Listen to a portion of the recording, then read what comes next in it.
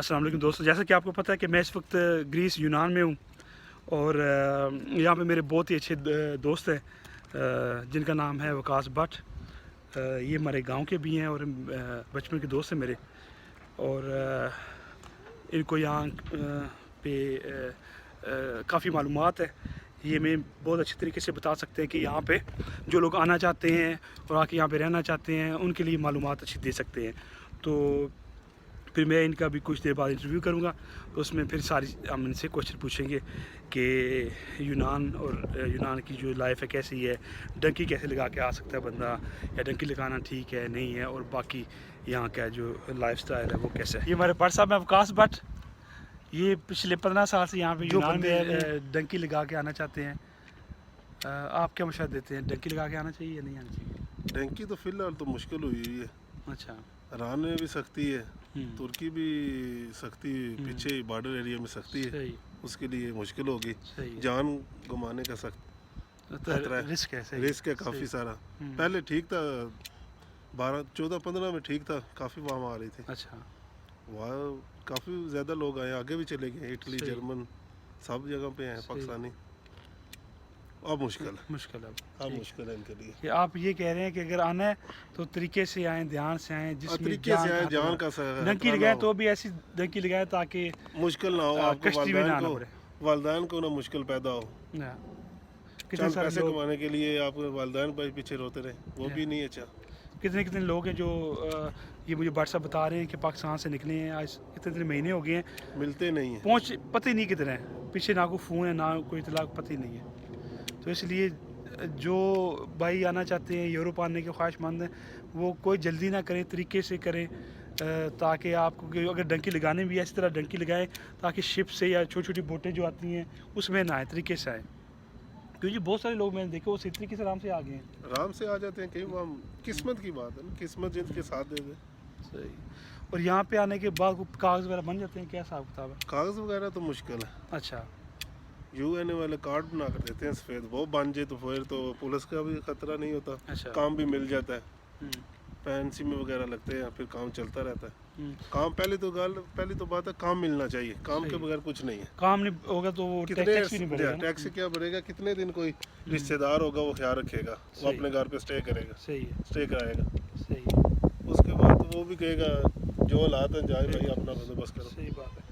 और यहाँ पे जो घर है कि किसी के पास अगर रहे बंदा, तो खाने पीने का और रहने का कितना खर्चा आ जाता है, किराया वगैरह और खाना पीना? नॉर्मल 2-250 तो नॉर्मल महीने का आएगा बिल वगैरह। एक माह का बिल तो नहीं आता, 3 माह भी बिल आते हैं। अच्छा। 2 माह सुकून से गुजर जाते हैं। सबसे बेहतरीन खाना खाए तो 200 यूरो बहुत ज़्यादा।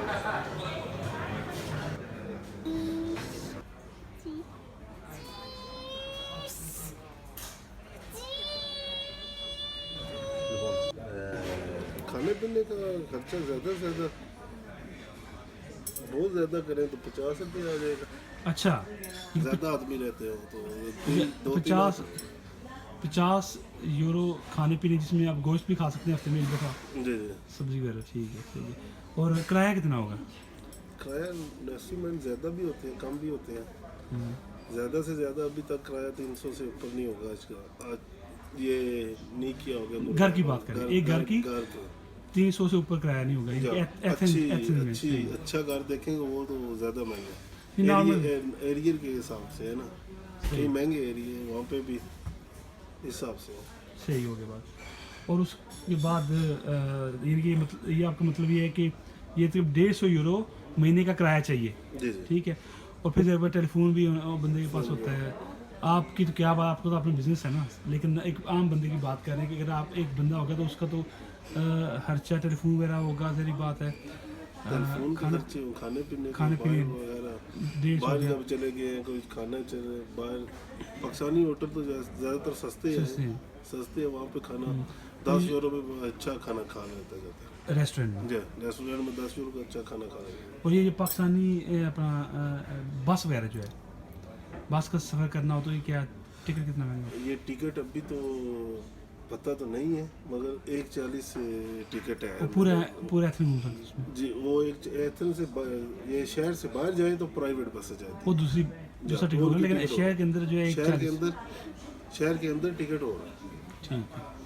वो लोकल टिकट है। वो थोड़ा मैंने कहा दिखा देगा, हम कहाँ बैठे हुए हैं और क्या खाने लगे हैं। आइसक्रीम हमने ऑर्डर की है, वकास साहब ने कॉफ़ी ऑर्डर की है, और ये व्यू है जहाँ पे हम बैठे हैं इस वक्त। हम एथेंस पूरा एथेंस देख सकते हैं यहाँ से, जैसा आपको नज़र आ रहा है।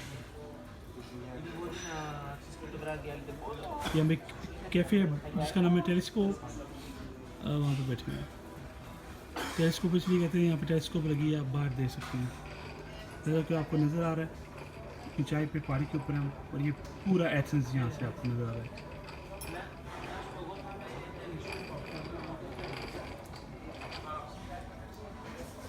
सही है, चलो बस का तो हो गया। अब काम का क्या तरीक़ाकार है? काम ज़्यादातर मुश्किल भी है, आसान भी है, मिलने में है, जो मिल जाए। सही है। मिलने में है काम। अगर काम मिल जाए तो कितना, कम से कम जो सैलरी है कितनी मिल जाएगी? इतना, हाँ अच्छा काम जानते तो फिर तो उसे पे अच्छी मिलेगी। किस तरह काम जानता हूँ? काम मुख्तलिफ काम है, रंग का काम है, गाड़ी का काम है, गाड़ी मैकेनिक वो भी काम है, इलेक्ट्रीशियन है, उससे बाद इलेक्ट्रॉनिक है। काम पे मजबूर करते हैं किसे काम कौन सा आता है। ये अगर काम अगर आता है तो फिर आसान है। आसान है, वही काम आपको मिल जाए, फिर वो आपको इसमें होगा एडजस्टमेंट करना पड़ेगा। सामान का आपको पता नहीं होगा, चीज़ों का नाम का नहीं पता होगा, नया आदमी वो है, आपने सीखना है। वो आपने सीखना है। उसके बाद आपका वो पे बढ़ जाएगी। ठीक है, शुरू में आपको 20-25 यूरो 30 यूरो दिन के देंगे। देंगे। ज़्यादा आपको पता चल जाएगा, सामान का पता चल जाएगा, ये चीज़ का इस नाम का ये गिलास है वो वगैरह है, ऐसी चीज़ों के नाम पता चल जाएंगे, फिर आपकी पे बढ़ जाएगी। ठीक है, शुरू में काम देंगे। शुरू में काम अगर आप देंगे, जानते हो उस जब थोड़ा जुबान वगैरह आ जाएगी जी फिर जी, आपको फिर ज़्यादा है। ठीक हो गया। तो अब हर बंदे को काम नहीं आता, काम नहीं ठीक है। अब वो जब मजदूरी वगैरह करेगा, मजदूरी वगैरह करेगा। अब किसी के साथ चला गया, वो लेकर गया हेल्प के लिए, वो 25-30 यूरो 25-30 यूरो यूरो उसकी देगा, हेल्प कर देगा।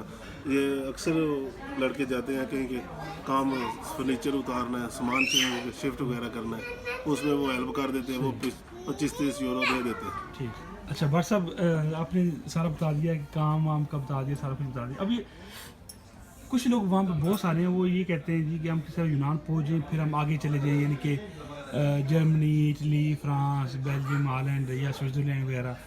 तो ज़्यादातर दोस्त हैं वो ये सोचते हैं कि हम अगर यूनान पहुँच जाए तो फिर वो आगे हम बाय रोड चले जाएँ। तो उसका क्या तरीक़ाकार है? उसका तरीक़ेकार, पहले तो आप यूनान में आते हैं, उसकी वजह फिर आगे जाने के लिए भी आपके पास पैसे होने चाहिए। अच्छा, पैसे आगे जाने के लिए भी सख्ती है, सख्ती इतनी तो नहीं है पर मुश्किल तो आती है। अच्छा, कुछ नहरें क्रॉस करनी पड़ती हैं, कुछ वैसे ही सफ़र पैदल होता है, उसमें मुश्किल आ सकती है। सर्बिया में जाते हैं, क्रोएशिया में जाते हैं, अच्छा, फिर इटली की तरफ बढ़ते हैं। तो बाय रोड जाते हैं? ये बाई रोड होती है, कोई टैक्सी की गेम होती है, अच्छा। कुछ पैदल सफ़र होता है, अच्छा, ऐसे मुश्किल आ जाती है। सर्बिया में जाते हैं, वहाँ पे स्टे मिल जाती है, अच्छा, कैंप है, वहाँ पे कैंप मुख्तलिफ उन्होंने लगाए हुए हैं, वहाँ पे खाना वगैरह मिलता है, अच्छा, आप रेस्ट कर सकते हैं, मुश्किल नहीं ठीक है। है। उसके बाद वहाँ से पैसे आपके पास होने हैं, जेंट वगैरह करने हैं, उन्हें रास्ता पता है, वो आगे दिखाते हैं, टैक्सी वगैरह पैसे लगा कर फिर आगे बढ़ाते तो डंकी है कि यहाँ से फिर दोबारा डंकी लगानी पड़ेगी? हैं। टैंकी ये वैसे मुश्किल तो आती है, खाने पीने के लिए मुश्किल भी आ सकती है, रास्ते में 2-4 दिन लग जाए, 5 दिन लग जाए, 10-10 दिन भी लग जाते हैं। तो डंकी के कितने पैसे लगते हैं? ये सर्बिया के यहाँ से पैसे 700-800 यूरो, 1000 तक भी होता है सर्बिया में? सर्बिया तक। ठीक है। तो आगे अगर जाना हो इटली वगैरह या जर्मनी, फ्रांस, हॉलैंड, वो किस तरीके का? वो इटली तक गेम होती है, सिर्फ इटली की। इटली लेके जाते हैं सिर्फ? इटली के बाद मुश्किल आसान हो जाता है। 800 यूरो में इटली लेके जाते हैं या इटली नहीं, इटली से 700 ज़्यादा? यूरो तो सिर्फ 800-700 यूरो लेने उन्होंने सर्बिया तक। अच्छा, सर्बिया से आगे 2 मुल्क है, 2-3 मुल्क है आगे जो उन्होंने क्रॉस करके जाने हैं। अच्छा, वो टैक्सी से क्रॉस करने हैं, कि फिर यानी कि उसकी भी आगे पैसे देते जाए? उसके पैसे देते जाए। 3, 3.5, 4,000 यूरो इतने की इतने गेम है। पैसे लग जाते हैं इटली तक पहुंचना चाहिए तो। बाई एयर तो मुश्किल है, बाई एयर यहाँ से तो बहुत मुश्किल है, एयरपोर्ट से 2 नंबर पासपोर्ट से बहुत मुश्किल है वो उठ सके। कुछ लोग होते हैं वो कहते हैं जी वो एजेंट जो है पासपोर्ट बना देता है, वो यूनान से चढ़ा देता है, उसका सस्ती नहीं है? सस्ती तो है, उसमें ये आ जाता है। देखिए पहले तो ये ज़ुबान का है, उसने पासपोर्ट बना कर देना है यूनान का, स्टिकर लगा कर देकर यूनान का, ठीक है। आपसे वो बात करेगा इमिग्रेशन वहाँ पर।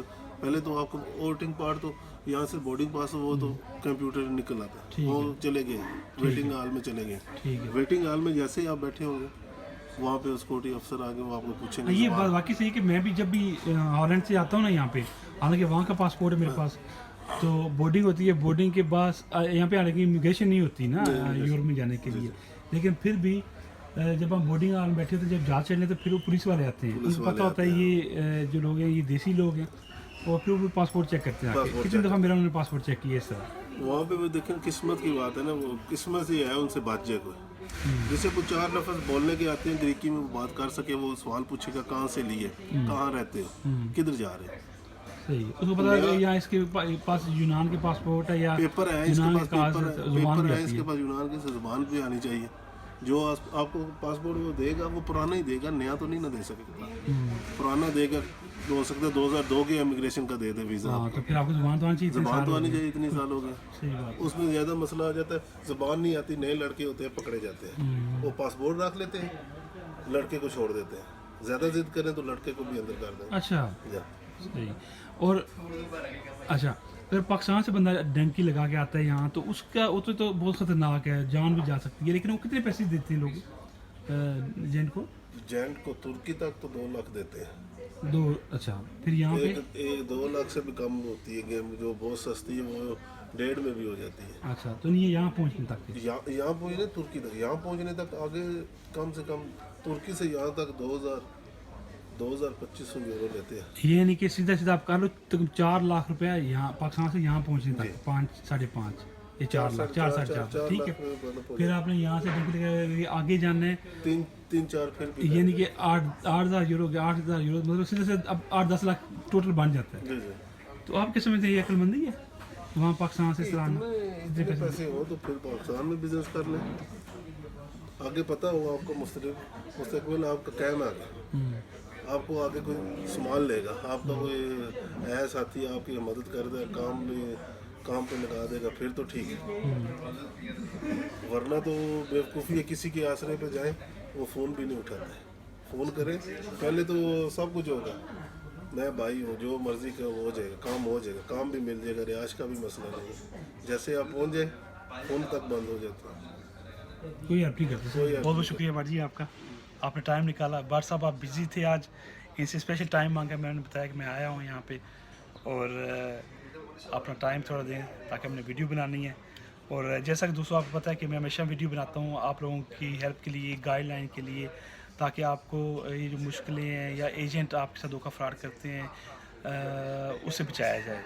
तो किसी किस्म की आपको कोई हेल्प की ज़रूरत हो, व्हाट्सअप यहाँ पे हैं, ठीक है, कोई मसला हो आप मुझे बताएं। आप, मैं इनका व्हाट्सअप नंबर आपको दे दूँगा, आप इनसे डायरेक्ट सवाल पूछ सकते हैं पाकिस्तान से जो भी है, ठीक है। और खुदा के लिए आप एजेंटों के हाथों अपनी ज़िंदगी तबाह ना करें और अपने माँ बाप को परेशान ना करें। क्या है भाई? जी सही है, ठीक है, अल्लाह हाफिज़।